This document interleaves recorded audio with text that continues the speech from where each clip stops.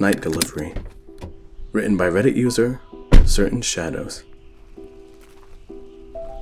I was halfway to the front door when I felt the barrel of a pistol press into my side.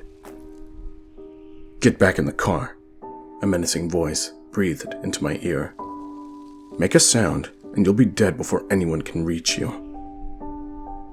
The pizza box in my hand suddenly felt as heavy as lead. "Please don't do this," I whispered shakily. Just take the keys out of my pocket and go." Instead, the man dug the gun so sharply into my ribs that I nearly gasped in pain.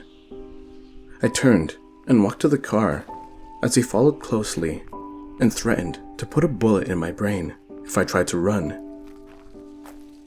By the time I climbed into the driver's seat, my pizzeria uniform had grown damp with cold sweat. For the next half hour, I drove at gunpoint. My boss called me over and over again, right up until the man threw my still ringing phone out the window. "Do you believe in fate?" he asked, but I was too afraid of saying the wrong thing to answer. "Well, I do now," he continued, undeterred by my silence, and flashed a smile that frightened me. "You walked into my life at just the perfect time." I thought about telling him that this was supposed to be my final night on a lousy job that made every shift feel like an eternity, and I wanted nothing more than to go home and crawl into bed and never so much as look at a slice of pizza again. But I knew I would only make him angry, so I kept my mouth shut and grabbed the steering wheel so tightly that my knuckles turned white. Finally, he commanded me to pull up to a secluded cluster of homes, where the man pointed towards a gray house with an empty driveway and grinned wickedly. "We're gonna wait for them to come home. Then you're gonna take that pizza box and knock on the door. When they open it and tell you they didn't order anything, I'll charge on in."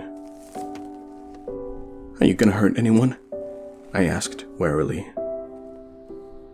He narrowed his eyes dangerously, and my heart skipped a beat. "Just do what I say," he replied callously, "and then you can leave." But I didn't believe him. Time passed, and the scent of tomato sauce and garlic hung heavily in the car's tense air. "I'm starving," he said, and reached for the pizza box. He consumed 2 slices and was working on a third when I saw confusion flicker in his eyes. The gun slid from his grasp, and he began to frantically claw at his throat, gasping desperately for air.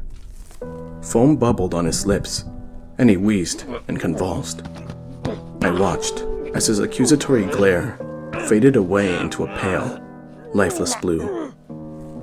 And just before my captor died, I spoke the last words he ever heard.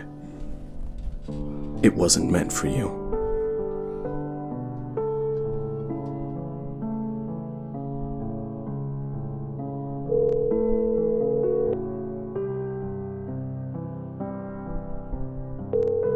Hi everyone, Matt Chatter here. First off, I'd like to thank Reddit user Certain Shadows for allowing me to narrate their story. They have quite the selection on their Reddit page, and I highly advise you check them out. Also, my 1000 subscribers collaboration video will be posted on Halloween Day. Be sure to follow me on Twitter for more updates on that.